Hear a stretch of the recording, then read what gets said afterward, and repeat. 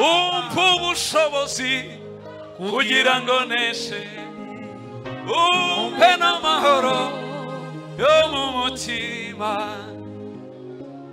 Ndasabira imbaraga uyu muntu yagendaga, hari abantu yumvaga ari wenyine, ubona kuri wenyine, isi yakugize wenyine, wibona wenyine, wisanga wenyine, ariko umwami aguhaye ikiganza cyuzuye favor, cyuzuye amahirwe, cyuzuye kwibukwa, cyuzuye amahoro.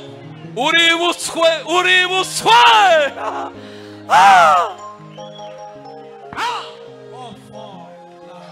Umpa ubushobozi kugira ngo neshe, umpe n'amahoro yo mu mutima.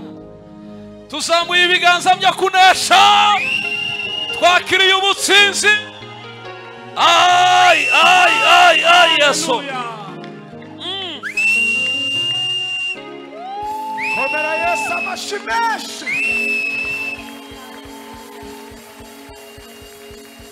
Haleluya, haleluya. Umwana w'intare abariki, abari intare. Kristo niyo ntare yo mu muryango wande wa Yuda. Nimba adatsindwa, kubera iki wowe utsindwa?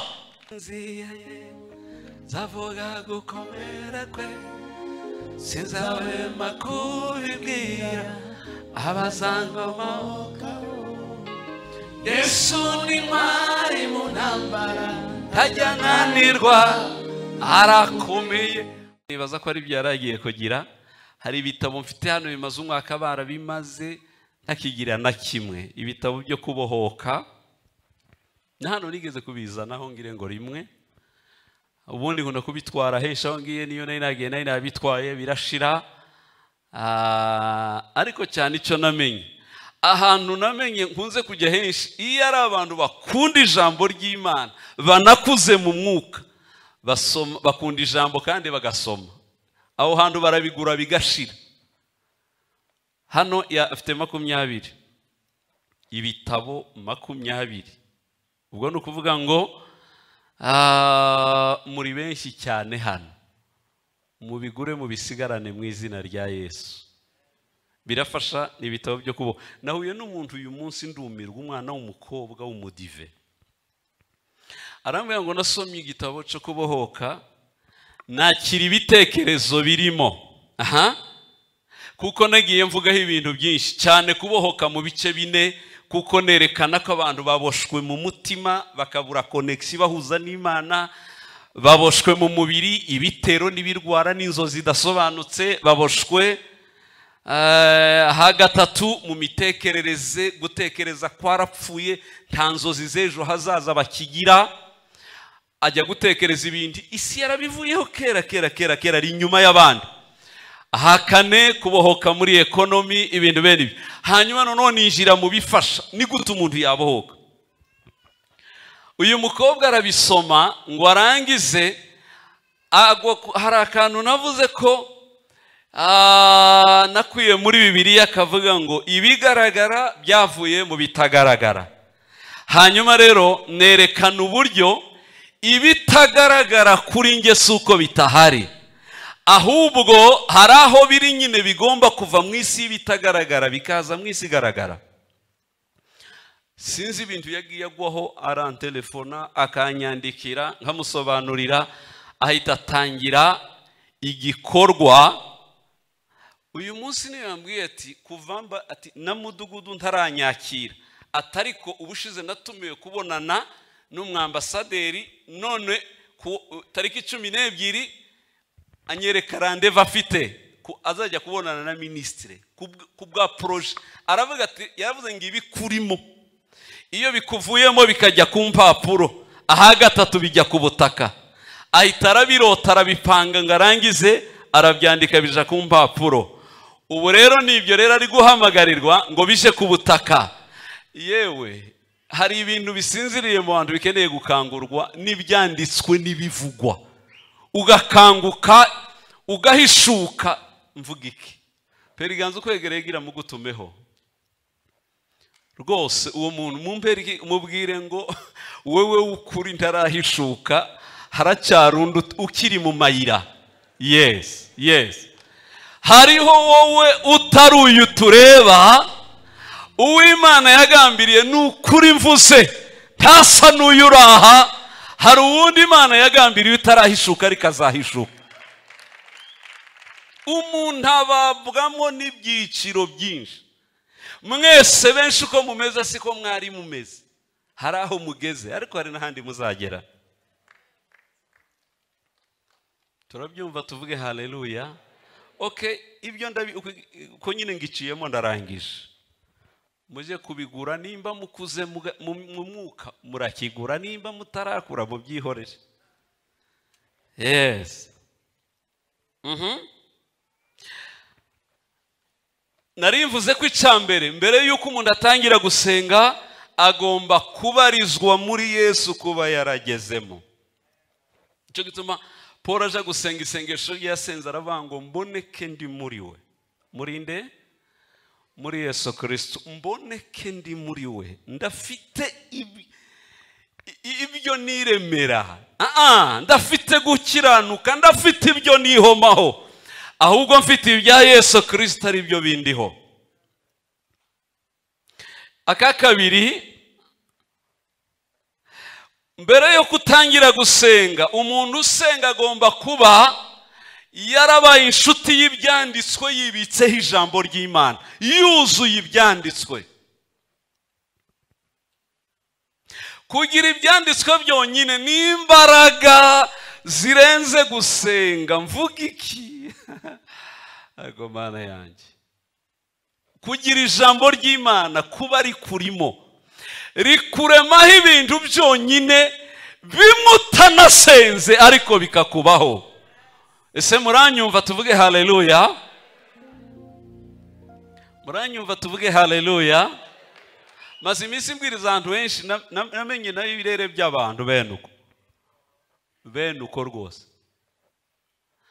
Hari abantu babona babanyotewe batarambirwa ijambo ry'Imana, bene uko. Harabona mperuka ejo bundi, ngira ngo niwe wanyuma mperutse kubwiriza, bakaguha ngo ubwiriza amasaha 3. Ngiye nsanzwe ndambwiriza isaha minota 60, ngo 3 ntinkaba mpagwe. Bene uko mbese ubone inyota y'abantu. Ariko ini wacu nsigaye ngira ikibazo ini wacu hano mu gihugu, matorero ndayazi yose nyabwirizamo. Hari uburyo ubona abantu nitutareba neza tudasanga dukunda ibindi bintu kuruta ijambo ry'Imana mu materaniro, kazaba ari akaga gakomeye. Mu iteraniro ijambo rifite umwanya 70%, 30 n'ibirya bindi byose bisigaye. Muranyumva neza? Ubushize ndi hano ngira ngo narabibabwiye, ibindi byose tuba dukora mu rusengero nababwiye ko ari ibirungo, ibiryo ni ijambo ry'Imana gusa. Sema haleluya. Nibishaka munyumve singira ikibazo cyo kubwiriza. Bumva batumva icyo kibazo, kera niho byazaga bigora. Umuntu ukabwiriza ugashaka nyine ngo ubone ko wapi ahubwo ahantu henshi nageze ukabona ko bumvise, niho nasanze batumvise.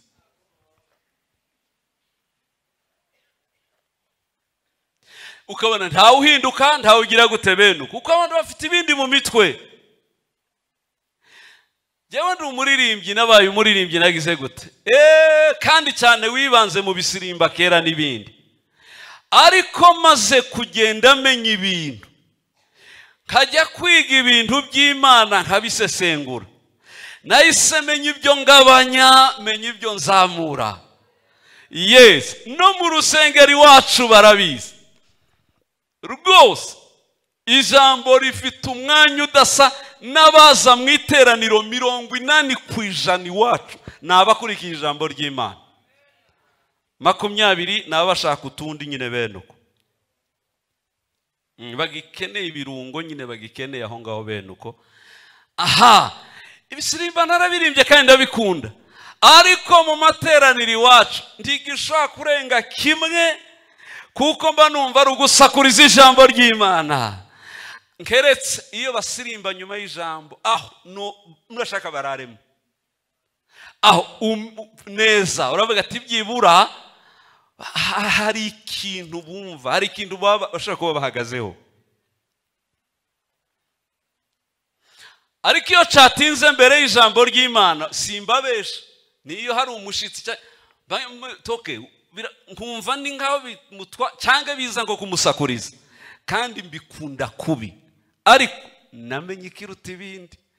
Sema haleluya. Ubwo rero mvuze gutyo, abakundaga ibyo birungo, ubwo haleluya zabo zivuyeho, nsigaranye nke mu izina rya Yesu. Pera ikiganza kwegereye ngo ijambo niyo ryaturemye, ijambo ry'Imana.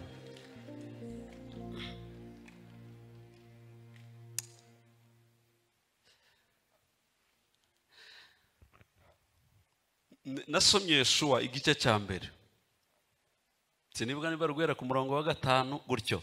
Ibintu Imana yamubwiye Yosuwa yuzuye ubwoba. Yosuwa afite agahinda, bari mu kiriyo ca Mose, bari mu kiriyo, bafite amarira, bafite agahinda, bashobewe, bapfushije intwari isatura inyanja, bapfushije intwari imanura ibiryo manu bakarya bataremye amasoko, none arapfuye barashira. Bari muri ico kiriyo niho Imana yasanze Yoshuwa mu gahinda gakomeye, mu kiriyo, mu bwoba, tubaye abande. Imana irahamusanga, iramubwira ngo Yosuwa 1 nzanira 5 ndebe nimba ariho cyangwa se niba ari 6. Numva iby'Imana yamubwiye ku ijambo ry'Imana gusa bigira gute bishobora kumuhindura. Okay, reka turebe. Nta numwe warinda kuguhagarara imbere iminsi yose yo kubaho kwawe, kuko nabanaga na Mose niko nzabana nawe, sinzagusiga kandi sinzaguhana. Manura turebe. Komera ushikame, kuko uzatuma abantu bagira gute bazengura, uzabaha basekuruza babo. Ahavuga ngo ibiri muri iki gitabo, icyakora ukomere ushikame. Igice cy'umunani cyangwa ni iki? Okay, kiraha turebe. Ntukarorere kubihamya. Okay, ibiri muri iki gitabo c'amategeko, Bibiliya yari ikigizwe n'ibitabo 5. Bibiliya y'ico gihe, Bibiliya ya Mose. Ntukarorere kubihamisha akanwa kawe, ujye ubitekereza ku manywa na nijoro, kugira ngo ubone uko ukurikiza ibyanditswe byose, niho uzahirwa mu nzira zawe, ukabashishwa byose. Ariko Mana yanjye, ariko ijambo ry'Imana rikabaho. Unyumvire nawe, niho uzagira gute ijambo okay, nzanira Zaburi ya mbere, Zaburi igice ca mbere umurongo wa mbere n'uwa kabiri, ngire ngo unyumvire ijambo. Kuba ufite ijambo byonyine, ikibazo dufite gusenga nta jambo ni bibi, ariko iyo usengera ku ijambo, niho Yesu yavuze ngo nimuguma muri nge amagambo yanjye mugire gute. Okay, hahirwa umuntu udakurikiza imigambi y'ababi, ntahagarare mu nzira y'abanyabyaha, ntiyicarane na zamura. Ahubwo amategeko y'Uwiteka niyo yishimira, kandi amategeko ye niyo yibwira ku manywa na nijoro. Zamura. Hariya haravuga gute muri kureba? Uwo azahwana n'igiti cyatewe hafi y'imigezi, cyari imbuto zaco igihe cyaco, ibibabi byaco ntibyuma. Munyumvire uyu muntu icyo azagira gute, icyo azakoraho cyose, kampani cyangwa umushinga, icyo azatekereza cyose kizamubera iki? kizamubera cyiza. Imbere yawe n'ibyishimo bisa.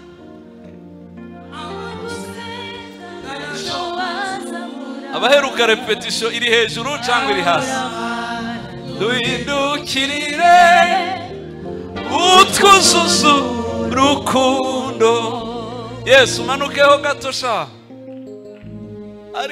Ariko ndatangaye nukuri kose.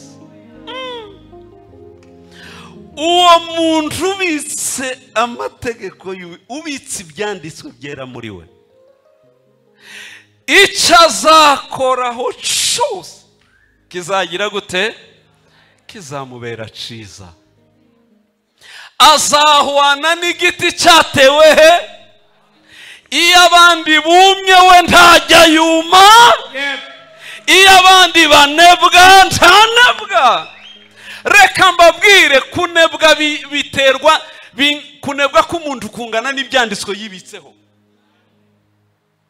Nta muntu wuzuye ibyanditswe. Ijambo ry'Imana ryuzuye inda ye. Uranebwa uhereye ko jambo ari Kristo muri nge. Aho Kristo aranebwa bigenze gutarananirwa ate? Nizihe mbaraga zasubiza umuntu? Erega ijambo kukuzura egari guhaga. Ninde wasonza haze? Ninde wagumuma kanda haze?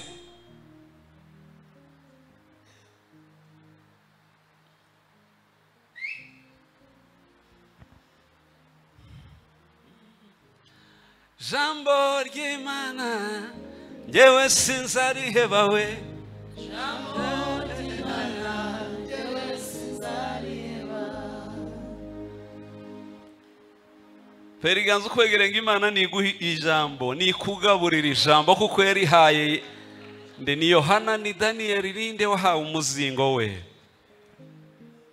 Ninde wananiwe muzi muri aba bose banditse imbaraga zabo zazishe mu byanditswe. Umuntu gusenga yuzuye ibyanditswe, ayiwe ningo umuntu urasa afite imbunda z'ubwoko bwose kandi zifite amabombe yose, yabuzwa n'iki gutsinda?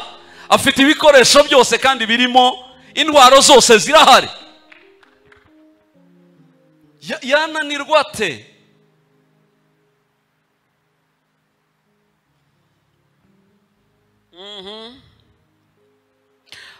Aka gatatu mbone kubasomera bya bintu ibibanziriza gusenga. Nukubanza ukamenya usenga, warangiza ukamenywa nawe ugasenga uwo muziranye. Kumenya usenga, kumenya Imana yawe, kumenya ko Imana usenga uyizi nayiku kubimenya nibwo buzima visama urashira.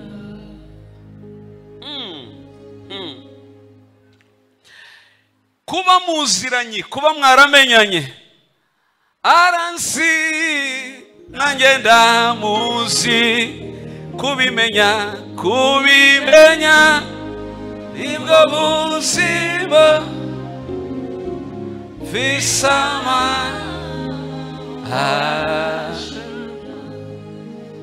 Dushobora gukomera Imana amashyi yaduhaye Yesu n'ijambo rye. Akanyuma umuntu usenga kakane agomba gusenga ari mu mwuka, gusengera mu mwuka. Iyo umuntu ari mu mwuka ni nk'ugiye kuzamuka ari muri esanseri, naho iyo umuntu atari mu mwuka ni nk'ugiye gukanyaga n'amaguru ngo azarengeyo. Nuko bimeze. Iyo uri mu mwuka birikora. Usenga ari mu mwuka akagusengera kabiri, anakuyobora uburyo usenga, anagutegeka gusenga, akanagufasha gusenga.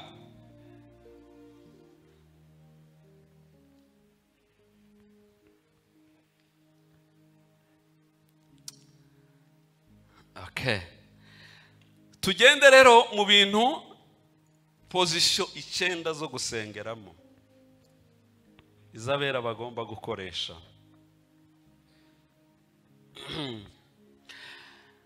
Iya mbere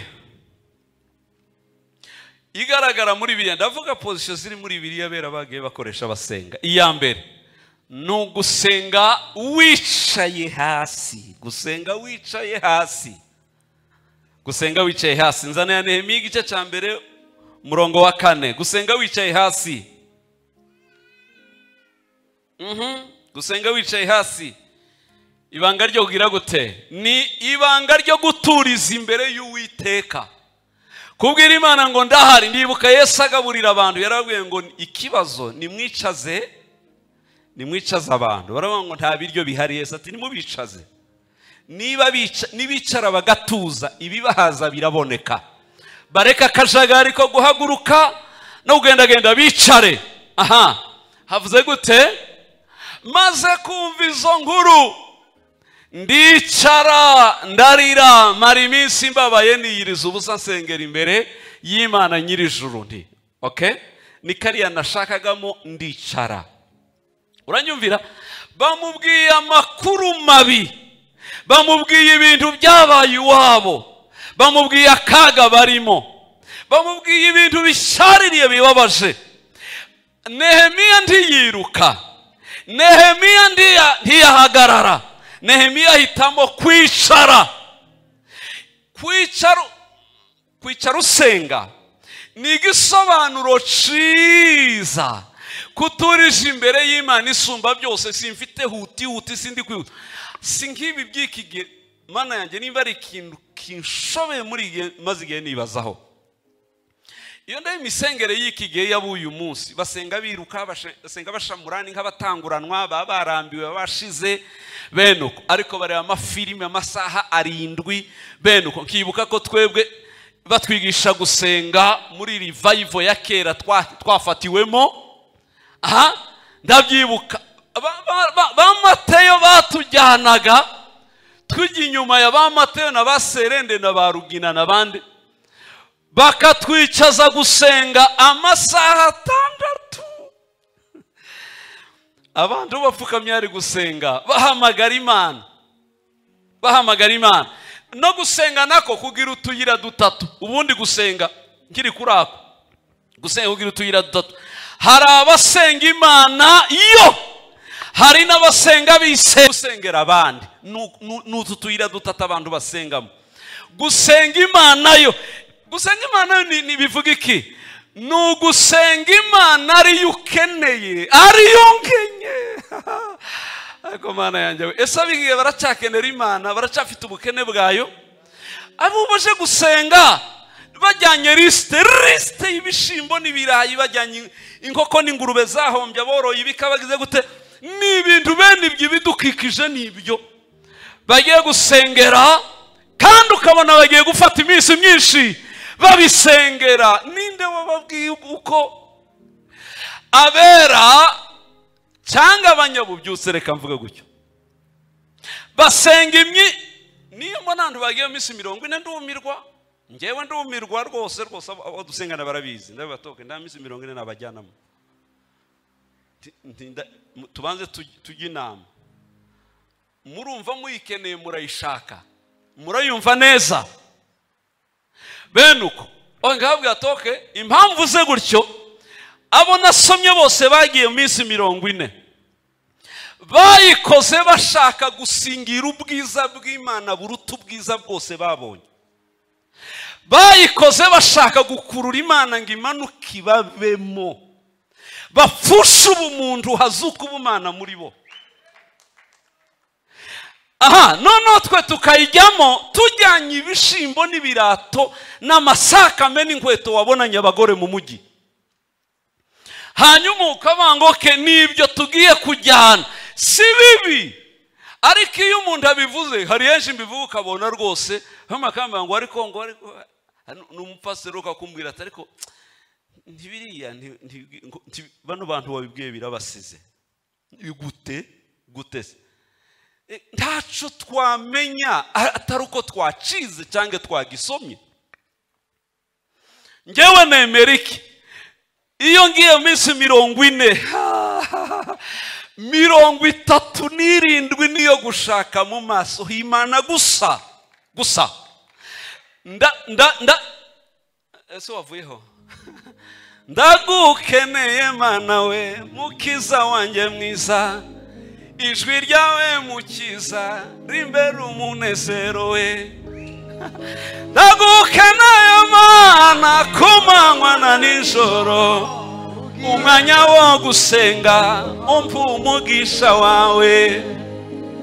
Abanezerewe nibatange haleluya. 37 ndashaka. Okay, ndashaka kuba wifuza nawe, shimisha umutima wawe wera, zamuye ubugingo bwanjye bwose, hakire umvirize ukore. Twakomera Imana amashyi abumvaho.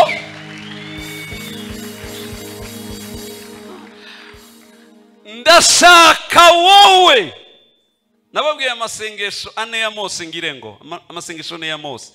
Isengesho rya mbere rya Mose, urinde nyibwira nkumenye. Imana irivuga, izi kwivuga, nitwa ndiho, nduwo ndiwe.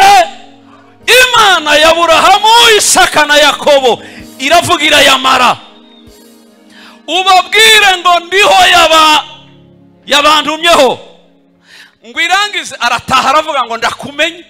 Agesiriya bukeye ati we yarayinyibwiye amazina, ariko ikabitanyeretse ngo nyirebe menye ukwisa ko ari ngufi ndende, ndebe hagati yayo n'iz'Abanyegiputa itandukaniro. Asubira mu masengesho. Isengesho rya kabiri rya Mose, uzakurikira amasengesho yasenze, ngo agereyo arayibwira ngo narakumvise amazina, ariko nkeneye kukubona n'amaso, menye ngurera, uri mugari, uri mugufi, nyiyereka. Imana tayi iryo ryowe sinari gusubiza, tawe njya niyereka ngo abeho. Mose ati ndagapfa narakubonye, ariko bimara iki kubaho ndakuzi? Imana ngo yumve ko yamaramaje, iramatoke basi kugira ngo umbone ntupfe. Hagati yanjye nawe, bugufi yanjye nawe hari urutare, ruhagararemo, ahari niho wambona ntupfe. Ibi byari bivuze ngo ntawe uzabona Imana adahagaze muri Yesu. Ntibishoboka kuba duhagaze muri Yesu, Imana tukayibona tukabaho. Mose ati ico gusa reka mpahagarare, yinjiramo, iramutwikira, ntundebe mu maso gusa, ngo itambuke ikuraho ati ngahe ndeba. Mose ati genda wa Mana we, ndakubonye nuko nzababwira iyo numvise, kandi iyo nagize gute, kandi iyo nabonye. Sengesho rya gatatu rya Mose, emera ko ari wowe uzajyana natwe. Imana yaremye nzabaherekeresha ibitangaza, nzabaherekeresha ibindi bintu biza abamarayika, nzabaherekeresha amavubi n'ibindi bizabarwa. Sinkeneye ibitangaza, sinkeneye abamarayika, sinkeneye amavubi, nkeneye wowe. Sema haleluya. Nkeneye wowe.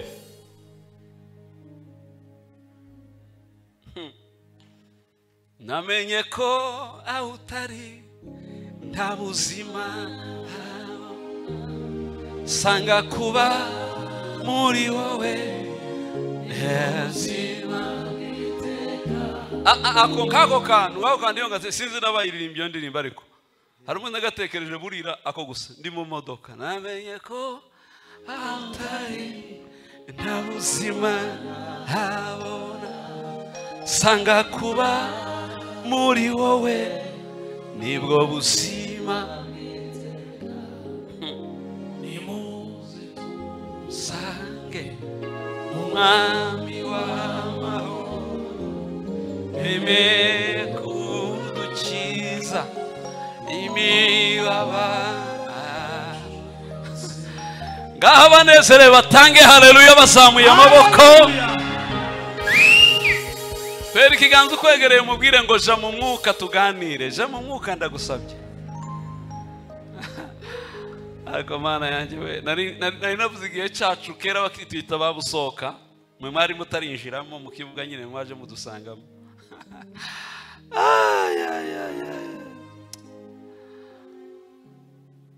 Gusenga bila mwisho, kuomba bila mugasenga bidafite herezo. Hari genge mbitesta abakozi b'Imana mu gicaniro iyo twakoze veye. Twese turabashumba turabanyamwuka dusenge gusa. Saa 4 duhagarike saa 8. Ibyo nkunda kubikora iyo twahuye abakozi b'Imana. Isengesho rya mbere hagere saa 8, rya kabiri be saa 9 rigeze mu gitondo. Abiri gusa bugaca tugataha. Bishop Muzume yarambwiye ati yewe ndikindi gisoda su gusenga. Kuko yahunyije nk'incuro 9. Tugasenga twicaye tugasenga tugego ngo mbindukire nkabona bamwe bagaramye hasi umugabo ari kugona. Ntupfe kwerekwa ariko nutere ko turagutera amabuye. Benuko gusenga. Abantu bahazi ijambo ry'Imana barasenga bakumva ntibagaruka. Nibyo narimvuze 37 gushaka amaso y'Imana. Reka mvuge rero gatatu kugira ngo mu minsi 40 mpita nkuramwe iminsi 3 yo gusengera ibibazo.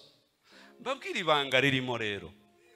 Iyo wahazi Imana ikurimo, tusengera ibibazo urabitegeka.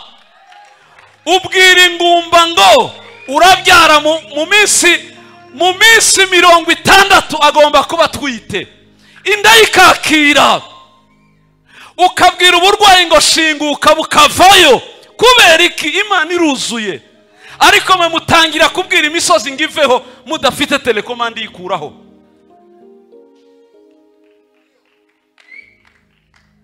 Kibishoboka uri muri misozi y'imuziki, nta bumana burimo, kubaho kwa Kristo nta guhari, wananiwe gusengera ibikenewe, utangira bene kurabwira imisozi ngiveho iravaho kubwa wowe.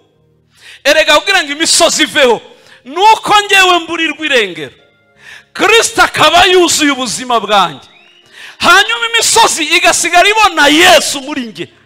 Ntaba ari nge uriho, akaba ari Yesu uriho. Okay, dore uko mumeze rero. Mumeze nka Petero wa mbere, ariko Imana ibaho umugisha muzabe na Petero wa kabiri. Petero wa mbere yari inanasa umunsi umwe abwira Yesu ngo nimba utari umuzimu, kuko yari akimushidikanya, taramwemera neza. Nimba utari umuzimu mbwira nanje nze hejuru y'amazi ngusangaho. Yesu ahita aramubwira ati Petero ngwino manuka. Petero ahita aramanuka ngo aguruke ku nyanja, asanga ni nka kujya kwibuye ikaburimbo, ahagararaho. Petero ngo atambuke biremera ikosa yakoze ngo agere hagati ya Yesu n'ubwato. Dore iyo Yesu ari ubwato busize hariya, dore ageze hariya. Ahita ntiyaba kireba Yesu pe, akura amaso kuri Yesu atangira kureba amazi. Aravuga ati mbaye agatangaza muri isi, uyu ninge uri hejuru y'amazi vrema. Akazahindukira areba bari mu bwato, mwe muzasubire munyigereranyeho dore uko bumeze. Kera uruge itangiye kuza, nuko abantu benshi bameze apfa kubona hari akabaye, hagakura amaso kuri Yesu. Petero ngo arebe, kandi mbabwira ikinana nakivuza ubundi, nta muntu ujya uhuza amaso na Yesu ngo bayahurize ku kintu kimwe. Nta nuwo bazabarebana. Iyo umurebye ajya azareba imisozi wari ufite, wareba imisozi akakureba wowe ngo ayikurindiremo, ntuyigwamo, ntuyivamo kandi ntuyigwamo, ntuhava kandi ntuhagwa. Akakureba wenga hakurindire gusa, ategereje igihe uzareka kureba ibyo bibazo ukareba Yesu. Wamureba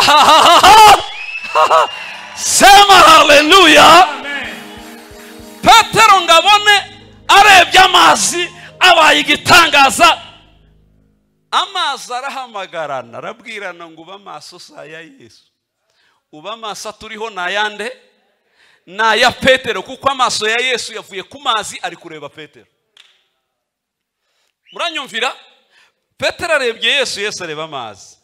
Petero ngo areba amazi, Yesu areba Petero. Ngo arohamemo ariko amurindireyo. Hanyuma Petero ararohama aramirwa aragenda. Simbabesha komantere bazavuga ngo yarayamiraguye. Nimba yarameze nk'ibase zingaye ntumbaze. Wewe worengerwa ntuyamire. Ariyo uwakomanse yaravuze ati Petero asengeye mu mazi, aravuga ati ningira amahirwe nkongera guserutsa gatwe hanze.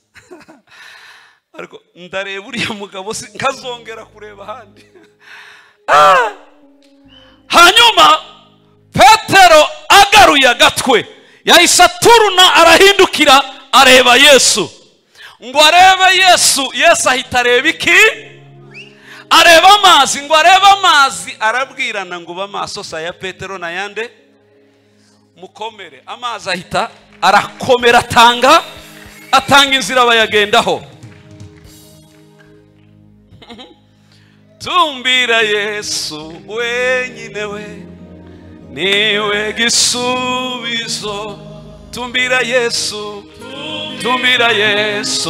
wenyine niwe gisubizo. Mu kiyaga bari hagati we mu gatondo kare kare Yesu yurira mu gato wagiye hakurya. Abigishwa biwe Yesu we mu gato baramuririra, turapfuye ngwino urebe Yesu udukize. Nimumfashe dutange haleluya.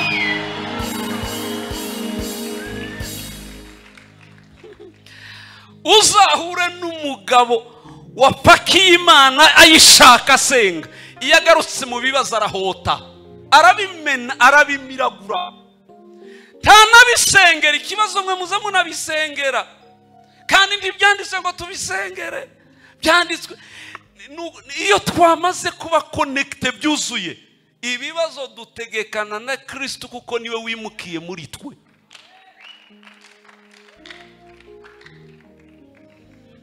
Nakurikiye amateka ya Yesu, ntaho nigeze mbona asengera ikibazo Yesu ngagipfukamire. Ntaho nigeze mbona. Yapfukamaga apfukamira se, ariko yagera ku kibazo akakibwira ngo mbivuze, ndabivuze, humuka, agahumuka. Ngahendebera Petero amaze kuba Petero wa kabiri. Ari kibazo Petero ngiye gusengera. Yageragaho utagenda akamubwira ngo haguruka ugire gute? Ikorera uburiri bwawe wigendere. Aramubwira ati haguruka wikorera wigendere. Sema haleluya. Periganzo kwegereye ngo ukeneye guhaga ubumana bukakuzura, hanyuma udusozi wowe ukadushingura wenyine.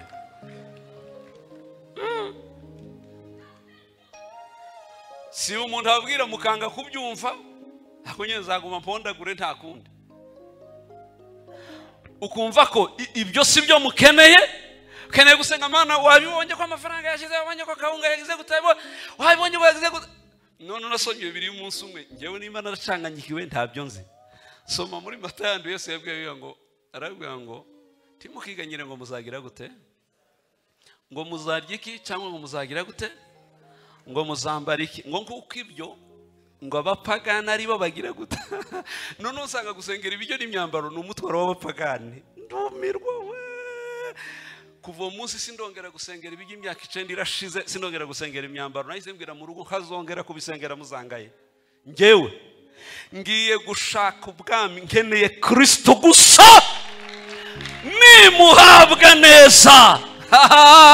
Yesu ni mambo yote ndani ya yote, ukimupata yeye umepata vyote, acha kusumbukia ya ulimwengu, tafuta Bwana Yesu upate vyote. Mondiza mashinanje ntange haleluya. Sinzabesha abakristo habe n'umunsi umwe nasengeye ibiryo n'amafaranga imyaka 7 ndayabura pe, nagiye no mu butayu njya mu misozi ndaruhanishura ababikira guest house yabo ntanga amafaranga atabarika, ngo nagiye gusengera ibyo mu 2023 na 4 gutyo ibujumbura, ndasenga inshuro zitabagwa nkishura amafaranga yanjye ngo n'Imana ibinkiza ubukene n'ibiki ibintu bimeze nabi, hava no kugabanukaho na gato burananira. Ngo buca nsomye iri jambo ndavuga atari kwiri jambo ukundi ko rivuga cyangwa se bimeze gute. Okay, ndavuga sinogera no kubisengera, nimba ari kubisengera narabisengeye, nkeneye guhabwa ubumana bukanyozura, nkeneye imbaraga za, nkeneye Kristo muri nge gusa, kugeza ubwo niba abandi baruzuye umwuka wera, kandi umwuka wera waje umunsi wa Pentecote, ni Kristo wagarutse yahindutse umwuka. Nimba baramuhawe bamwuzura bagatangira gukora nka Yesu, akanababuza kuza bajyana impambi yo bagiye, muzagende nta biryo, mugende nta n'imyambaro mutwaye, naho bakeneye bagize inzara bakaba ngo turashonje, manuka hariya mufate hariya ku mazi, bakajya gutora ifi nkaho zari zihabitse. Kubera iki? Afite imbaraga z'uburemyi, imbaraga z'umuremyi ziramwuzuye. Aba Petero bamaze guhinduka nuko bari bameze. Impamvu ibyo musengera, okay, nunjya mbona mu butayu ndibuka dukubita iminsi 70 mu butayu, Imana iduha imbaraga. Kandi icyo gihe nyine iyo abantu bagisenga bakirina batuma umwuka, mamusengere uduha imbaraga mwami Yesu gutsinda abarosi nibiki. Imana ishimwe, hano hari abakorari banjye ndababona barahari. Bajyana mu bihuri inzara nabishije yarabariye badi.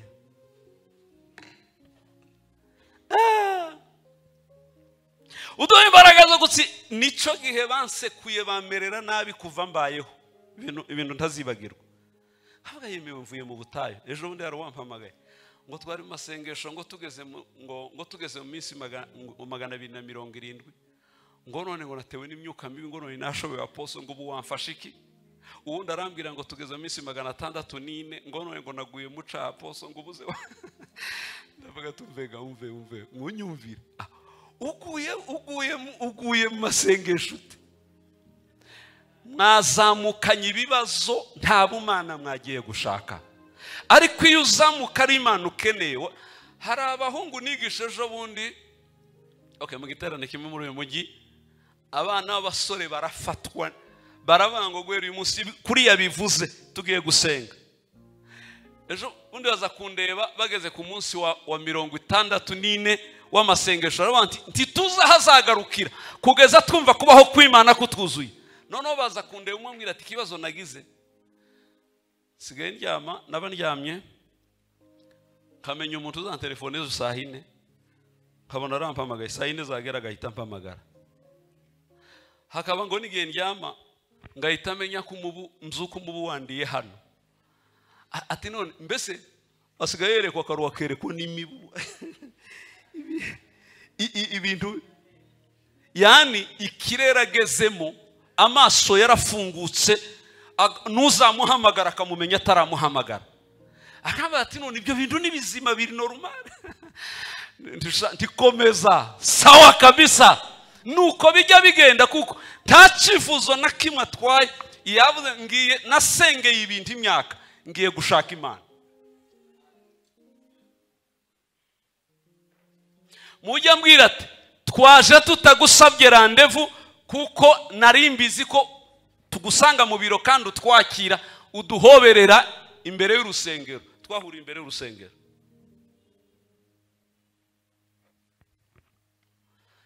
mubwire ibiremereye umutima ubwo bavuga ngo Yesu arabyumva mubwire yabanga ryo mu mutima ubimubwire umwize Yesu tutabeshanya ninde muntu uri kumva ikirere tukiri kumwe turi kujyana muri iki kirero turi kumwe uranyumva urahari yes aha mana yanjye ibyo mvuze nibihinduka umuco wawe kubwiriye hano nguhaye umwaka umwe nyuma y'umwaka umwe uzambaze imyaka yose twase duha imbaraga ariko tukaja gusaba imbaraga ngo zo gutsinda abarozi sinigeze ntsinda habe n'umwe tawe nigeze ntsinda baratuzengereje bifatika ariko igihe byagenda bata ariko ibi mbishaka hiki Imana keneye kubona kuguhishurirwa wanyiyeretse gusa navuye mu butayu mbwira abo twari kumwe batatu uti ngewe ngiye gutarama kwa Nyarurozi sinotaramira basanzwe umwe yaramperekeje ngo tugere mu muryango turinjirana ngo twinjirane ntangiye kuvugana naye ngo yumve ingena dusubije sinamenye igihe yatorotse nsanga yagiye nsigaramo njyenyine niyo munsi numvishe ibintu ntarumva turaganira ntangira kumubwira ibya Yesu numva umuriro wanyatsemo aracanganyikirwa ubwenge burayoba bw'umurozi burayoba atangira kuvuga ngo none umuntu ngo waba ngo yaraciye agatoki k'uruhinja ngo akakarogesha umuntu ngo mu mutsima ngo akamera gutya ngo uyu muntu nawe ngo yababarirwa atangira kuvuga ibintu amabanga asukaho ndaruha nanjye numva ko ibintu bibaye ibindi ariko uwo munsi nibwo namenye toke Kristo ngira icivugo nge ngenderaho umwana w'intare abari intare Kristo niyo ntare yo mu muryango wande wa Yuda nimba adatsindwa kubera iki wowe utsindwa none ikindi kinyici cyo gihe nahise mbishurirwa menya ko abasenga bakorera mu mwuka w'intare abaroga bakorera mu mwuka w'injangwe ngahe kompara ibyo bintu nihe wigeze ubona injangwe yahahamuye intare cyangwa ikayirukana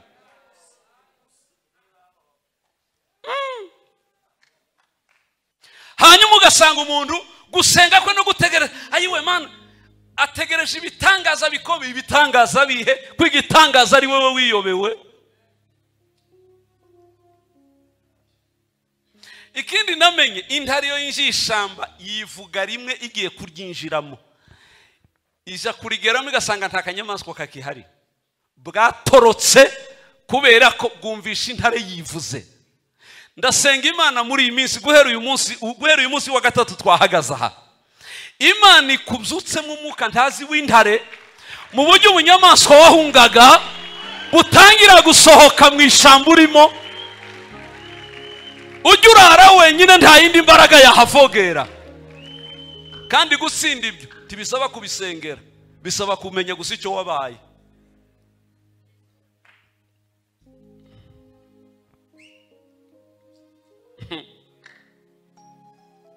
kuva icyo gihe niyo twaje kuryama mu nzu bakwiye ducisha turimba akarimbo ndetse baradushima Imana ariko nyine muri autorite y'intare apana bamwe wagira ubona imiterere ukabwira ngo nuduhene abandi wagira ngo nutuja nani turya baza barya twiruka cyane nuduki nizasunguranika n'inkwavu utuntu bene utwo ukayoberwa icarico wowe intare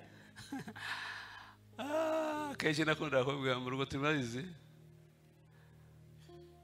ari indirimbo mwarimbye ni nkunda buri ari indirimbo zinyemeza pe kavuga iyi niyo ni yabatsinzi zamamaza intsinzi yaye zavuga gukomera kwe sinzahwema kubibwira abazangoma. Yesu ni ntwari mu ntambara, ntajya ananirwa, arakomeye.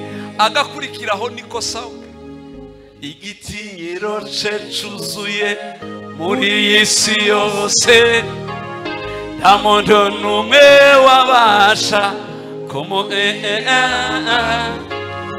icyo yategetse byose birakwiriye.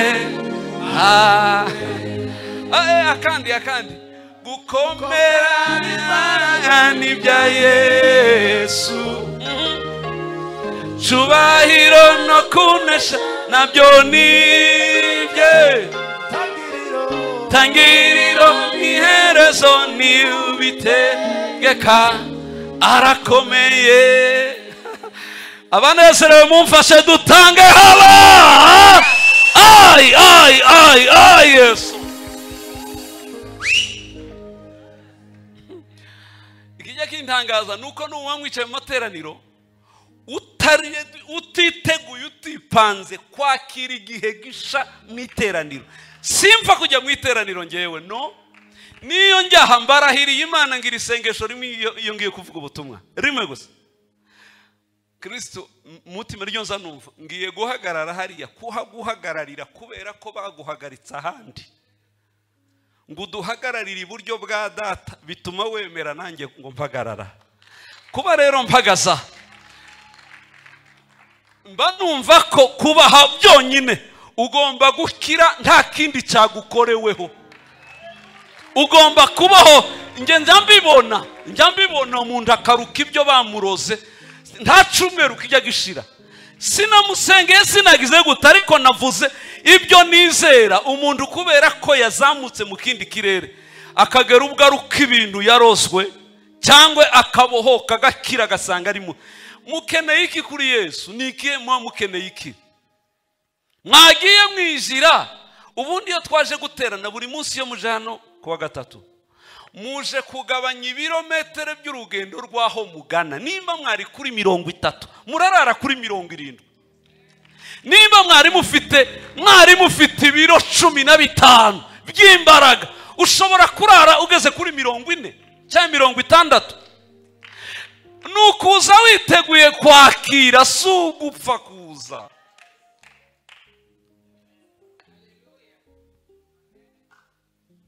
Iteraniro ry'abera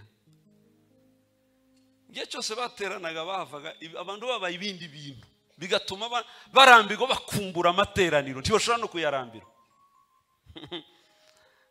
Ariko igitangazo ko abantu barangiza kuririmba iriya ndirimbo akamatangwa yiwe ngo mu izina rya Yesu, ngo Yesu ngo ninde, ngo koma, ngo koma shitani, ngo abazimu, ngo koma, ngo koma, bigize gute.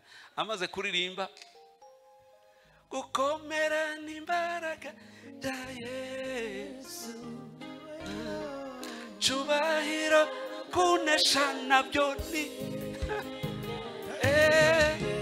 tangiriro n'iherezo ni ubitegeka, arakomeye. None se ukomeye gutyo ntaturimo? Muze mureka kubesha, ntawe barimo n'ukuri kose. Ariko niba kurimo koko ari Yesu kurimo, ufite ubwoba bw'iki? Uratinya iki? Kutegekana na Kristo, iyo wamushatse ubwe murategekana.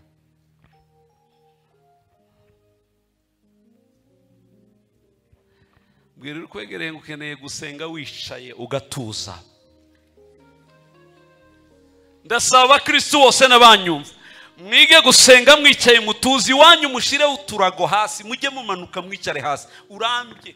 Bwira Uwiteka ngo ndatuje, ntaho njya ndahari, turije imbere yawe nshaka kumva icumbwira. Aha kandi ibindemereye nkeneye kubisiga hano, naje ndatuje. Nehemiya niko yabigenje. Position ya kabiri yo gusenga ngiye kuzisoma nihuta. Gusenga uhagaze, Mariko 11:25. Gusenga uhagaze. Yes, aho nzajya mvuga uhashireho kugira ngo icyo mfite nkinyuraho. Position ya kabiri y'abana b'Imana basengamo, gusenga bahagaze. Kandi nimuhagarara musenga, nimuhaguruka mugiye gusenga, hakaba hari umuntu wagiriye nabi, umubabarire kugira ngo so mu ijuru agira gute. Yes, nubona uhagaze ugiye gusenga, hari ibintu ugomba kumenya. Nkeneye kugirirwa imbabazi. Ese urazikeneye? Wowe utazi kuzitanga, gerageza worohe uzitange kugira ngo nawe zigusukweho. Ariko cyane ko nashaka ni kariya guhagarara usenga, position yo gusenga uhagaze. Ni biba ari uburyo bwo kuramya Imana, kwereka Imana ko naje kuyiramya. Yes, ubundi gusenga kwacu kose, gusenga byose okay, ariko gusenga birarutana. Abasenga neza kurusha abandi binjiye mu irembo ry'ukuri ryuzuye muri dimension hejuru, na abantu batangizanya amasengesho yabo no kuramya mbere yuko batangira ibindi. Kuramya ntimukabirebere mu ndirimbo na piano gusa. Kuramya ni ibintu umuntu atangira nkazi ya Zaburi za Dawudi, aje imbere y'Imana akavuga ngo Mana urakomeye, gukomera kwawe ngo kugize gute, ngo ntawera nkawe, ninde uhwanye n'Uwiteka Imana yacu. Kuraramya banza mbere y'ibibazo, banza ujye mu isi yo kuramya. Gusenga uhagaze biremewe, niyo waba uri wenyine jya usenga uhagaze, nuruha wicaye senga uhagaze. Iyo ni position ya kabiri abera bazakoresha nk'abashaka guha Imana icubahiro kidasanzwe, bagahagarara ku maguru yabo. Icya kabiri binasobanura gushikama mu byo ndimo, ibi mbihagazeho, ibi nkora mbihagazeho. Position ya gatatu gusenga ugendagenda, Abami ba 2:4-35. Gusenga ugendagenda biremewe rwose. Nubona wasenze hindura position, ibyo birafasha mu isi y'umwuka. Hari icyo bicanganyikisha isi y'umwijima, ubikore kumwe nurangiza ubihindura ukundi uko Imana igushoboje. Haravuga gute? Elisa abyuka yigenzagenza muri iyo nzu, akubita hirya, aragaruka, arongera arurira, amurambararaho. Umwana yitsamura kangahe? 7. Umwuzuro wari wuzuye kuri kariya kana, kubera ko yahuye n'umusenzi usenga muri position zitandukanye, asenga agendagenda. Nuzajya usenga zugera igihe. Bisobanura iki gusenga ugendagenda? Icya mbere ni position, n'uburyo bwo kwagura imbago.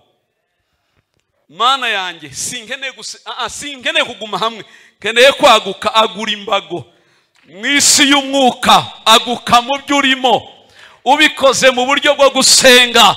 Icya kabiri muri iriya position ni ukwagura imbago. Icya kabiri ni ukugarura ibyagucitse mu buryo butunguranye. Ibyagucitse bigarurwa muri position yo gusenga no kugenda.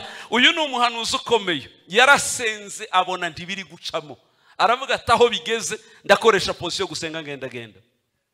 Arakubita aragendagenda, akubita irya aramusigara agendagenda. Ndibuka nigeze gusengera umuntu banzaniye yarwaye mu mutwe rwose, umwana w'umukobwa byaranze, bamujyanye mu bitaro, bagize gute, none ngo arangiza bamuzanye ambwira ngo bamujyanye ngo nakabara musenge, ambwira aho bamusengeye yose. Imana we ndiko numva aho bamusengeye yose, ubusengeye we ndasenga yahe rwose. Ariko ndebye uburyo ndeba n'uburyo avuga no okay, ndamwe nta kibazo, wewe genda wicare hari yaricara. Ndamusengeye muhagaze iruhande, ndasenga, mbona gasazi kakomeje ibintu yakomeje ngo mbone byanze, ndamusiga, ntangira kwigendera, ngasenga nkageririya, nkagaruka kageririya, ndamwihorera, ndazenguruka gusa ndamwihorera. Nyuma y'iminota nka 18 ngo nje kumva, numva hasi ngo pa, numva aragongereye, ngo mpindukire mbona ari hasi. Ntacyo ngukoraho rwose, ndikomereza, ndasenga ngendagenda, ndamwihora, ndafata Imana. Nubundi sinkunda no gusengera abantu mbakozeho ngo mbakoreho ngire gute, none bavuga na amaboko yanjye bakeneye cyangwa na ya Yesu. Okay, ndavuga ati ntacyo bintwaye, nagukoraho ntamukoraho, nanakureba ijisho ryanjye sibyo rikenewe, irya Yesu rikuriho. Nge gusa ndi gukurura Yesu nawe amanuka agera aha, nza kwitera hejuru. Umuntu hari hasi aragongereye, mu kanya arabadutse, ngabaduke kurya ngenda mbona nawe ari inyuma nti noneho ubuse bigenze gute nakata nkabona nawe ari gukata ndavuga ati noneho biranze ngo ngaruke mbona none cyaje kwiranda ngewe ndaceceka sinabanga isenga numva we umuriro watse Mana we ndagushima ibyo nkoreye Mana ungaruriye ubwenge ugize gute sema haleluya. Ndavuga ati nukugarura rwose wari kure ariko dukoresheje position yo kwagura imbago no kugarura ibyari ko biducika. Elisa yabikoze ari umwana wapfuye, kugarura ubuzima bwe byamusabye gusenga agenda yiruka amunyuraho akata ngo agaruke karabyuka karahaguruka. Gusenga position ya kane, gusenga wubamye, kuva 34 ku 8 kuva. Gusenga wubamye. Okay, Mose yihuta gucurika umutwe yunamye yikubita hasi. Yes. Ibi yabikoze kubera ikiwe? Ikimenyetso cyo guca bugufi kudasanzwe no kwimarira mu Mana, kuvuga toke shire yani ninkaho novuga nari kwihamba ariko sindenga, ariko kabarambara aragahura n'ubutaka akubama hasi. Nshire ariko we uzamurwe, nshire ariko we ugaragare. Stahandi mfite hari kurenga hiyo habaho naharengaga, ndamanutse burundu mveho ariko we ubeho. Ariko ibintu Imana yahakoze imukoraho byabaye ibintu bikomeye. Iby'Imana yakoze kurimo yamwiyeretse mu buryo butangaje. Kubera iki? Ubwo buryo yakoresheje. Position ya gatanu, gusenga urira. Gusengurira. Mana yanjye we, ese bazaririmba guteba abandi hariya? Ensenge wongera usenge tandukanye. Amajwi yanyu yose ari zagukiriza zatanginga. Subiramo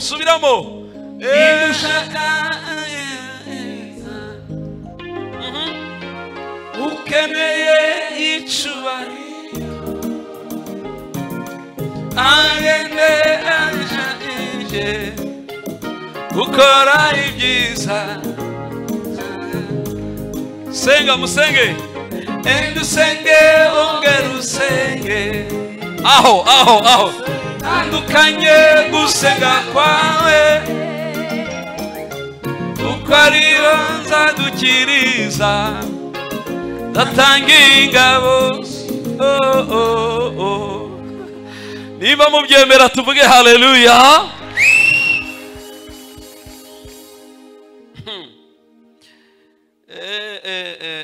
Gusenga ugira gute? Ndebera Yesaya 38 ku murongo wa kangahe wa kabiri, ngire ngo akabiri. Gusengurira ni byiza we, gusengurira ni byiza, ariko amarira aratandukanye ndaza kuyavuga. Yesaya 36 umurongo wa kabiri. 38. Yes, 38 umurongo wa kangahe wa kabiri. Nuko Ezekiya yerekera ivure atakambira Uwiteka. Niko harya? Nuko Ezekiya ndakwinginze Uwiteka uyu munsi ugeko najya ngendera byukuri imbere yawe n'umutima utunganye ngakora ibishimwa nawe. Nuko Hezekiya ararira cyane agira ate? Periganzo ukwegere ubwire ngo amarira yose Imana igiye ahoza. Nawe ayufite, nawe ayuri mukurira hano barahari murara irayabahoza mu izina rya amarirurira urira none ibwo buhamya bwawe. Inka rugamba rurwana none nibwo buhamya bwawe. Batatu basenze n'amarira barira. Uwa mbere ni Hezekiya yasenze arira. Kubera iki? Bamuhanuriye urupfu. Mwebwe babahanurira ibikomeye mugahita mutegama mukayamanika ati turapfuye birarangiye we. Arwambye ati bambanuriye ngiye gucika amaguru we. Ati none nsigaye numva dusonga we tari kubwoba buragatsindwa mu izina rya Yesu. Kera barahanuye, kera imisonga iratangiye. Bene uko hari undi wampamagaye ati bampanuriye ati nutareba neza twabonye amaguru yacitse ati bishobora kuba ari muri accident. Yamaze iminsi birataja ku kazi. Ni umugore uyoboye bariya bahagarariye banke nabake harya. Hoteli. Bariya bahagarariye hoteli ni bande? Manager. Amara iminsi biratajya ku kazi akavuga ibindi bidahuye. Mpamagaye ambwira ati ndagukeneye sinkijya no ku kazi. Byagenze gute? Ati ibintu birakaze. Ati none n'umuhanuzi ambwira ibintu ngatangira mfika ikimenyetso kandi mbona kigiye kubaco. Ati none maze kabinde soko ko ndatinye n'ingendo racika amaguru we.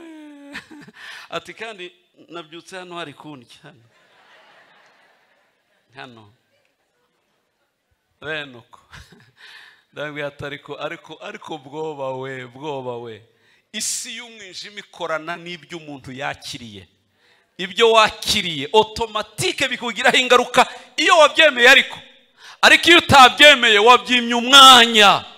Si ngombwa kwemera ngo ubwo baguhanuriye ibintu nimba utabyemera bitemeranye no kwizera kwawe. Nge sinshobora kubyakira. Nushaka ubivuge rwose. Hari abo tujya duhura benshi iyo n'uwe mukozi w'Imana babinyereye kubona agize gute bene uko ufagura n'ababinginzi cyangwa bano bana bahanuzi bose buzuye umujyi. Iyo uhuye nawe nyine nimba bashaka iki nyine washaka connection n'ibindi mbese akugirisha utayingwe umukozi w'Imana ngo nabonye ibintu bikugenda ngo wagufitiye amashari ngo bigize gute akarurunga ibintu bipfuye. Nkumvise se tubaramba imbere ryari we ngumva Mana yanjye sinshobora kuko ndibihuye n'ibyo nizera ndibihuye na gato mbihambaho. Hari undi wahuye n'umuhungu wanjye amubwira ibintu ariko naratanga kandi uwo muhungu iwanjye ni nkawe nza mbona umunebwe ku bandi. Ariko naje gutangara abasubiza ibyo yizera ntazi ko nabigira bimubamo. Arabwira ngo ibyo niterabwoba sinabibyo ntacyo bimbwiye rwose. Nimba uko n'amafungo azamunanira baramugeragira amafungo ibikina bikingo wabonye iki bene uko ngo hari ngo ni kinyoni kiza ngo kigahagarara ngo ijya inzu yanyu ngo ku giti ngo hatumbere icumba cy'uwo muhungu nyine bamubwira ngo arabaseka dungu tuduhanuzi tuadepere yarabasetse bashikiwe barabimbwiye ndumiye ndavuga uwo niwo washubije gutyo nte. Arabwira ati nje kwisonzesha ngo inyoni yavugiye mu giti. Inyoni yaremwe n'Imana bitume njya kwisonzesha kandi niwe munebwe narinzi mvuga tuyuwe rwose nyine nugenda kurikira abana.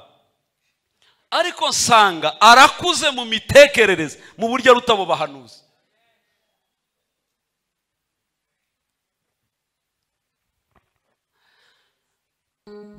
Sibyo nibwira ko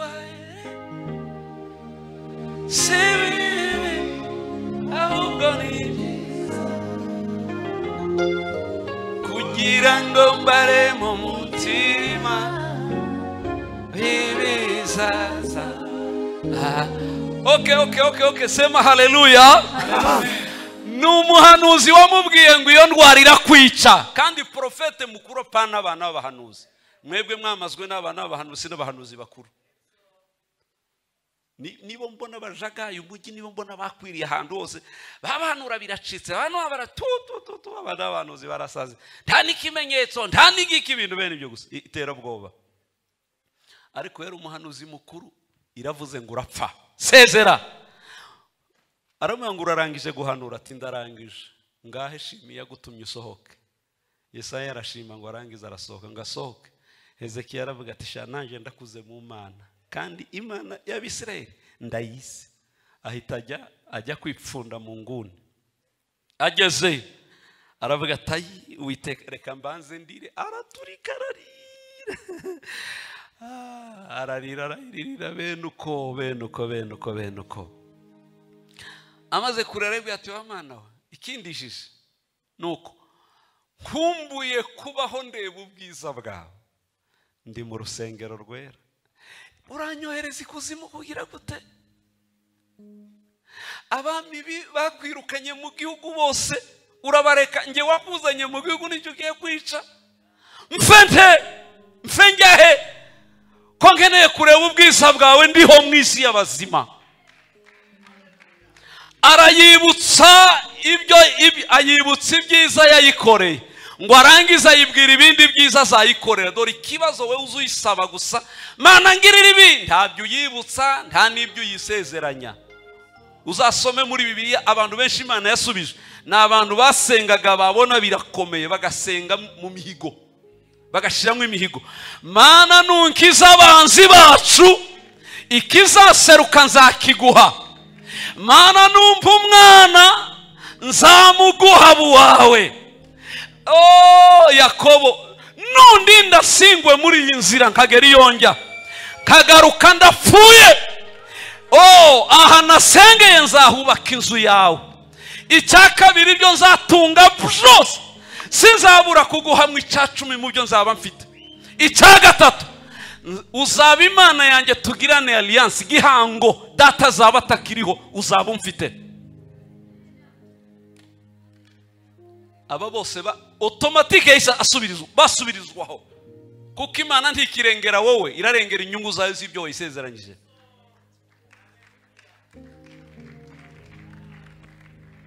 Mu basenze barira barasubizwa. Ni Hezekiya yarasenze ararira indwara. Zanu baba teologiya bamwe benuko benshi bananyigishije niba kadezi biwanyu, bamwe bavuga ngo ashaka kuba ngo ari kanseri yararwaye ibintu bene ibyo. Ariko kanseri kwa Yesu yabishatse zirakira, kuko yose ni imyuka yazanywe n'icyaha cya Adamu. Iyo kitaza nta kanseri yari kubaho. Kubw'iyo mpamvu byose biri mu ngaruka y'icyaha, Kristo bifiteho itegeko byose. Mu byo yaje kudukiza nibyo birimo.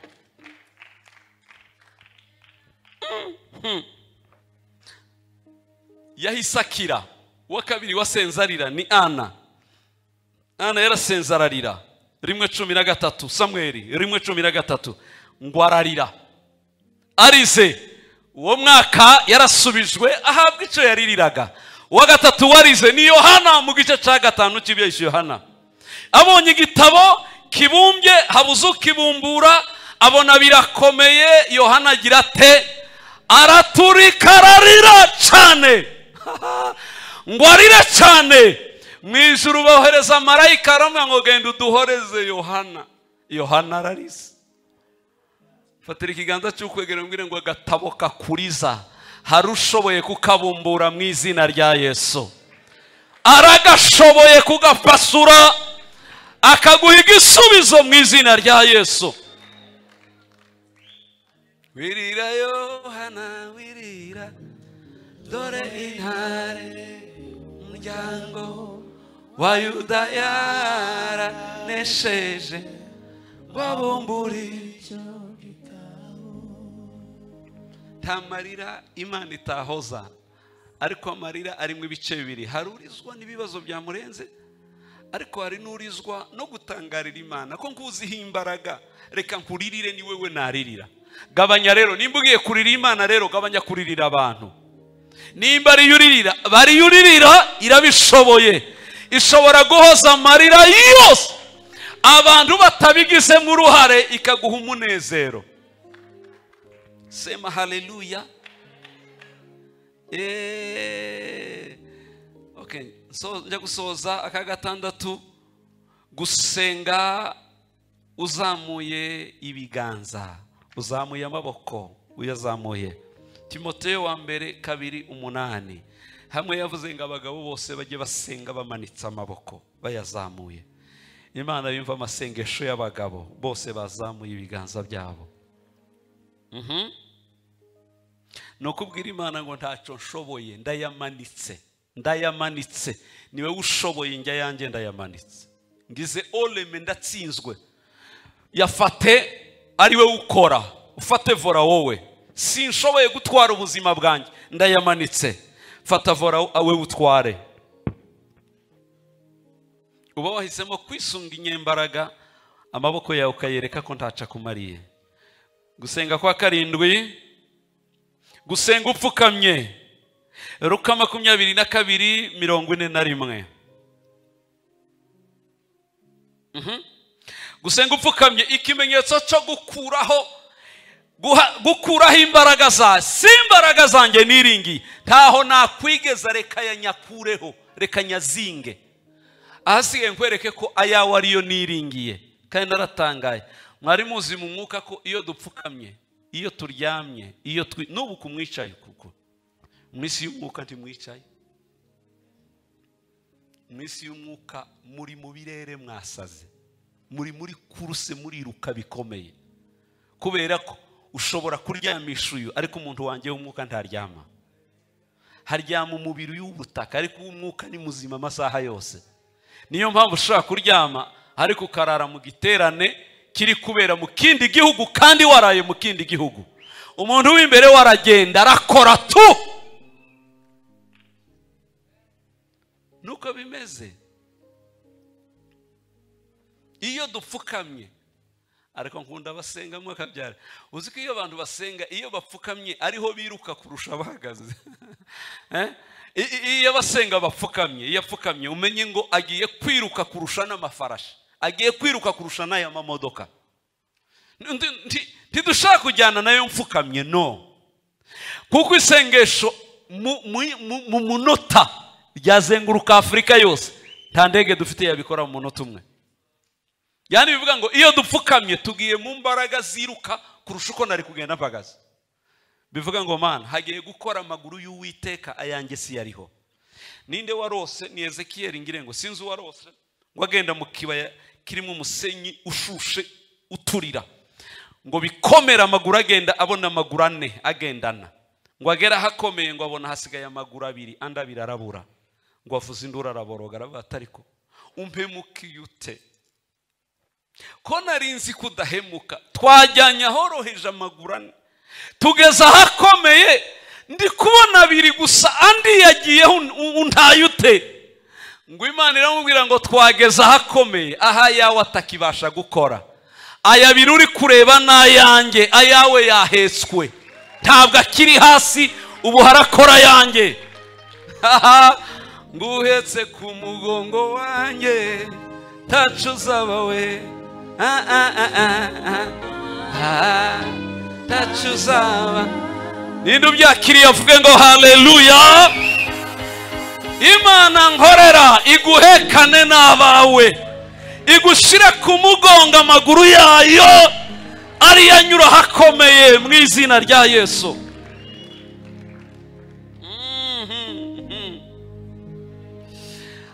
Aha 8, ibanga rya 8 ryo gusenga, cyangwa se uburyo bwa 8 bwo gusenga. Gusenga uryamye, gusenga uryamye biremewe. Nabonye umugabo n'umugore bashwana benda kurwana, umugore amereye umugabo nabi ngo narakubujije kujya usenga uri mu gitanda, utabanje ngo ubyuke wambare ipantaro, wambare n'ishati, paka byuke jeans ashiremo n'ishati ashiremo abone gusenga. Yaramuye ngo singa kubona usaka kuvuga ngo mwami Yesu, n'agatuza gusa ugaramye kuburira, kugeza ubwo binanirana baza kundeba. Abapasiteri senti twagowe. Nimubwiye ikibazo nigikati wa mugati ndarushe wa mba niriwe mu kazi nashize, uwe aba yiriwe mu rugo. Twaryama akambya ngo tubyuka buri joro saa 9 dusenge. Ngewe akabwo zinane nkamwatereka, we pfukamaho ngewe ngarama dusenga.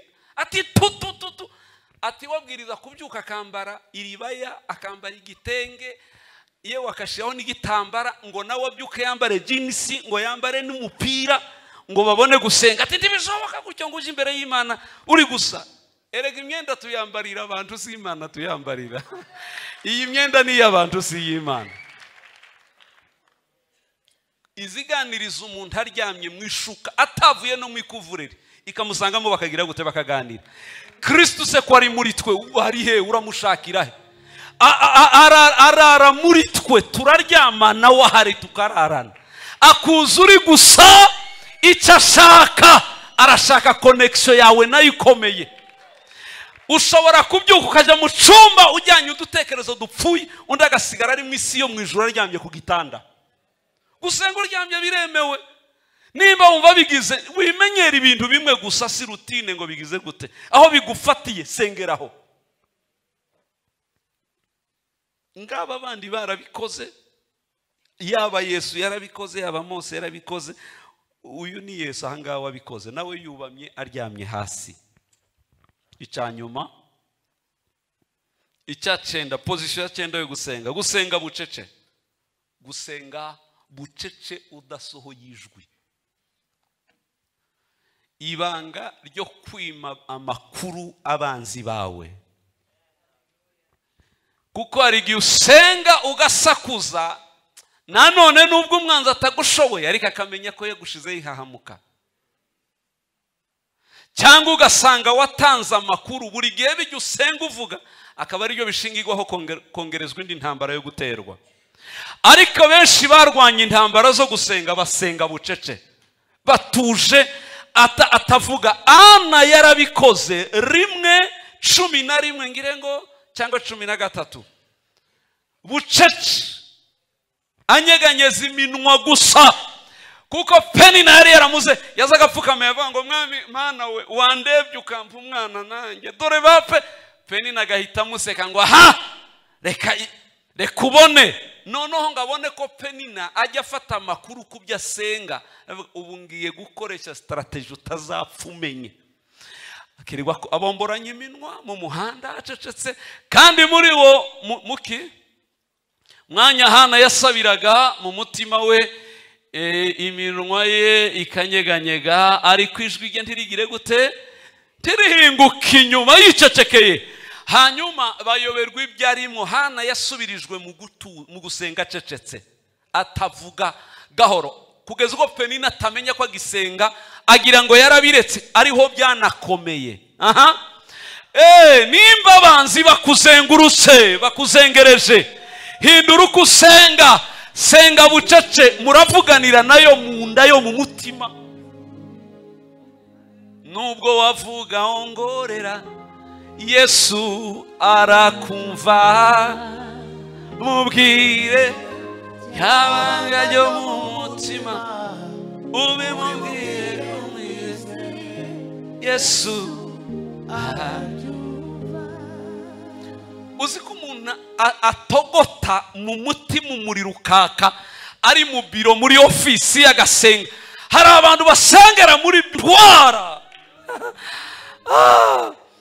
udasakuje bucece ugasenya isi y'umwijima utavuze ndibuka twakundaga kuba atake n'imyuka mibi benuko hari n'ahandi nigeze guturana n'umupfumu benuko tuza no guhangana muri quartier ibujumbura benuko ndavuga toke swat azavamo cyangwa nge inkuba zibiri ngo ntizisangira iki nuko nyine navuze ariko n'umugabo umwe wabaga hagati yacu umusirikare wavuze toke atubundi hagati y'ibihangange bibiri ati pastor araha atumufuma araha ati nzareba hari imbaraga aho niho nzajya benuko ngo arangize yateraga buraga cyane aravuga atariko ati nzareba umunyembaraga ubwo azimuru none inkuba zibiri muzaba gutya bikunde hari yaba yatwitse ibintu mu ijoro mukagoroba nawe hari yamba numva muri gusemerera hari ya muri gusenga ubwo se bizabana gute nahise mbwira ngo ntidushaka kubana natahava ngewe nzahava rwose ariko umunyembaraga zahakura uwundi nuko navuze twarasenze buri joro umugoroba nkazenguruka iyo quartier yose nsenga nkazizenguruka ndavuga nta nuwumvisha ijambo ryanjye bumwe twanahuye nawe ntanzi nawazi gusa ko bavuze ko hari pastor azabimva n'amasengesho ntanzi iwe yari yambaye nyine ibintu waramubonaga turahura ndi gusenga umuriro watse ariko sindi kuvuga nta jambo benuko nuwo munsi wabaye wa nyuma namubonye muri yo quartier namaze ukwezi bambwira ngo ntaheruka ngo yarahavuye yaragiye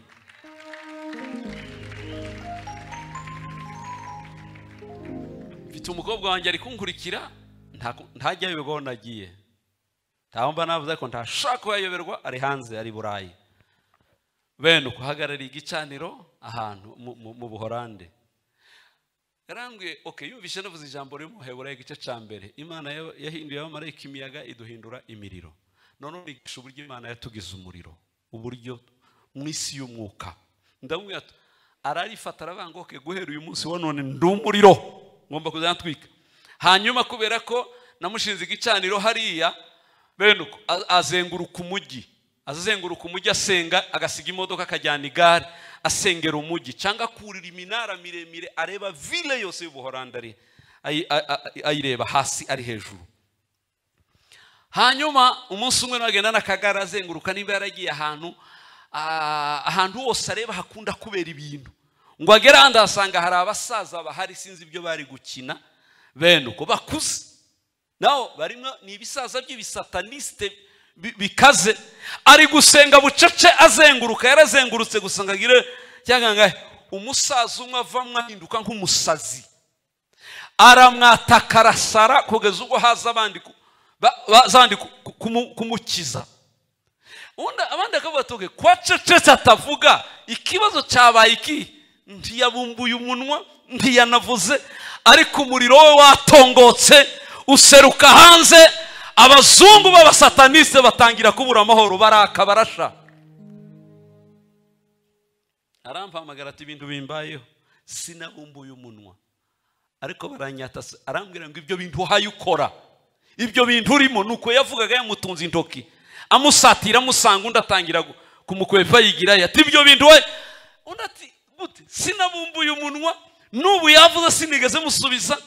Nta bandi waje kumwitanga ngire ngo uwo nguwo wabaye utyo. Kubera iki? Umuriro isi y'umwe, yewe nibyo utiyiziho, isi y'umwijima ijye bikubonaho. Umuriro kwakaho barawuzi, imbaraga zikurimo barazizi, ikibazo nuko nyiraza atabizi.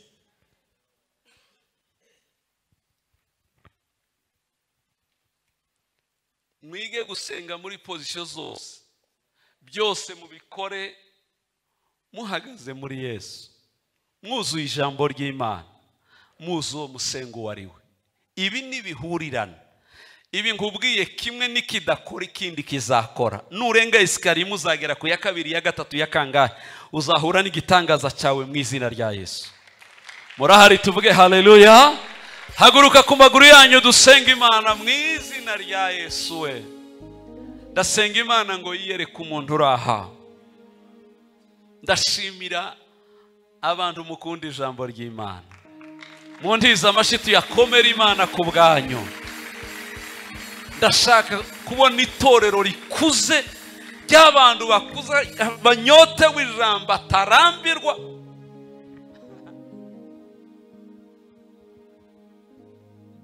Veyiheruka mu Giporoso, nagiye kuja kubwiriza umugabo umwe azayiruka nsanga ku gatuti, nageze ati turagusabye ntudusondeke. Byananiye kwiyangana, ndaseka ndabivuga. Tese kubera iki? Ati uhatinde kandi uvuge. Ndavuga ati uyu mugabo yaranshimije, ariko nari nsanzwe mbazi, nubwo wabaha amasaha 3 nta kibazo, ariko umwanya munini nawe sico gisubiza. Igikuru nuko abantu bari mu isi y'umwuka ngo bumve Imana ishaka, bumve ijambo ry'Imana nkabazaho bashaka kugera. Bene uko ni ibiryo biduhaza, bidukuza. Tugomba uko tumenya niko dukura, uko tubikora niko dutsinda. Ibintu by'umwuka nuko bikora, nta mikino ibamo. Ubigira seriye bikaba seriye, urabikomeza bigakomera. Yewe wabikabya bikagira gute, bikagukoraho.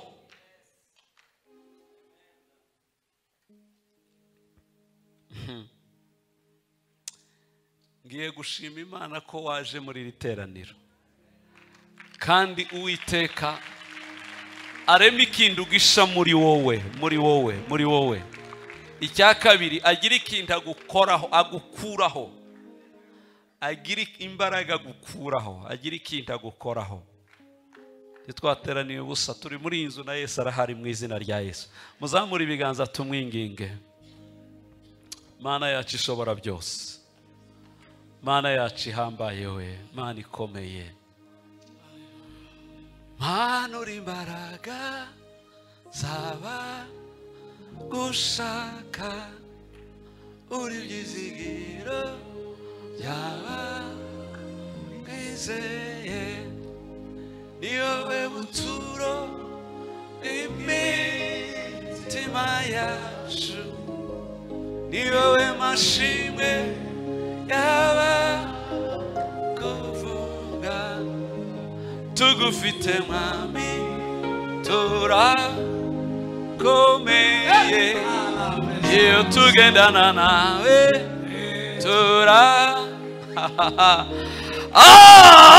yes, yes, yes, ukora kuri aba bantu, yes, ukiza abantu, yes, ubohora ubwoko bwawe, itamurure, itamurure isi yose ikubone, babona imirimo y'amaboko yawe, bamenye ko uri Imana itabesha. Zamura amaboko bimenyekane ko ari Imana, bimenyekane kuri wowe, bimenyekane kuri mwebwe, bimenyekane iwanyu,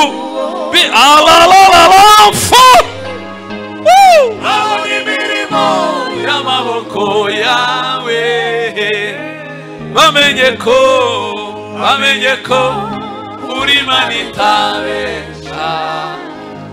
Yerekane mwami,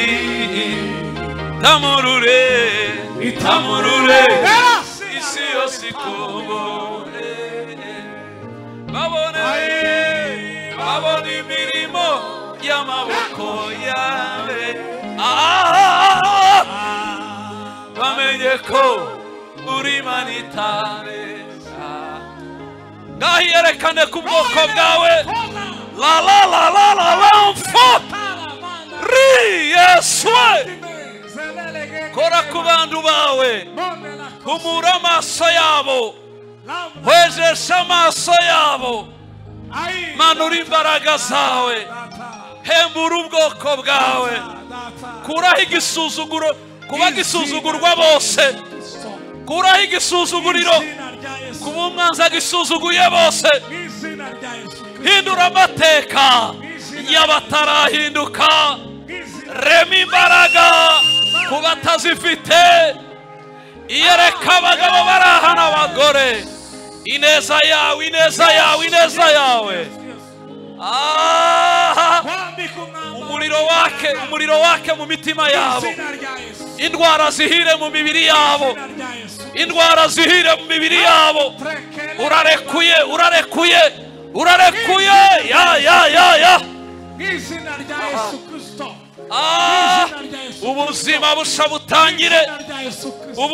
busha butangire, Imana y'ukuri yiyerekane, bimenyekane, data,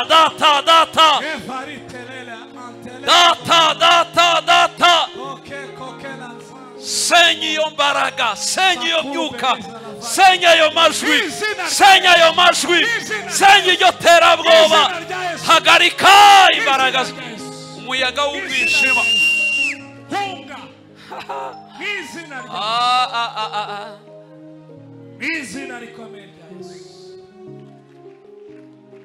ndabona umutaka, hari abantu Imana ihaye umutaka wo kwihishamo, bimeze nk'imvura, umutaka wo kwihishamo, imiyaga yahuhaga ntuzongera kuyumva, kuko umutaka w'Uwiteka ukuri,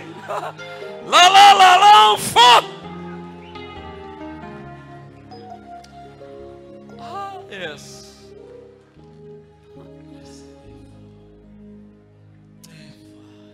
Rega iyo Mana dusenga ntabwo izadutererana we, Ai Mana ngirira neza kukugirira abandi we Mana ngirira neza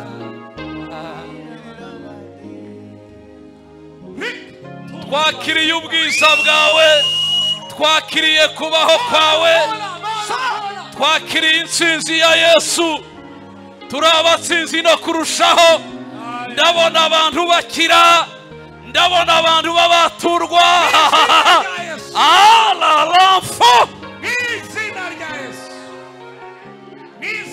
ndabona inzira z'imiyaga y'abateraga zifunzwe zirakinzwe zirakinzwe zirakinzwe zirakinzwe ah yes ah yes ah yes ah yes ah yes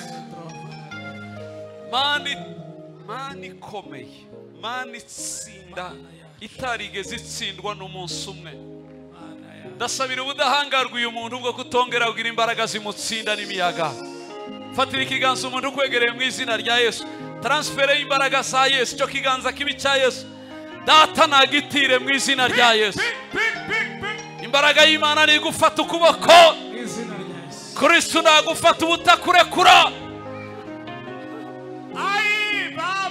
umpa ubushobozi kugira ngo neshe umpe n'amahoro yo mu mutima ndasabira imbaraga uyu muntu yagendaga hari abantu yumvaga ari wenyine ubona kuri wenyine isi yakugize wenyine wibona wenyine wisanga wenyine ariko umwami aguhaye ikiganza cyuzuye favor cyuzuye amahirwe cyuzuye kwibukwa cyuzuye amahoro uributswe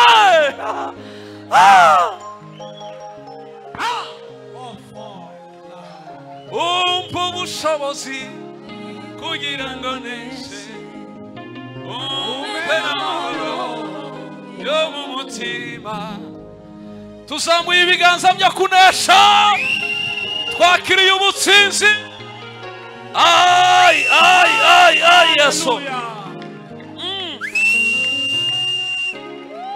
komera Yesu amashyi menshi haleluya haleluya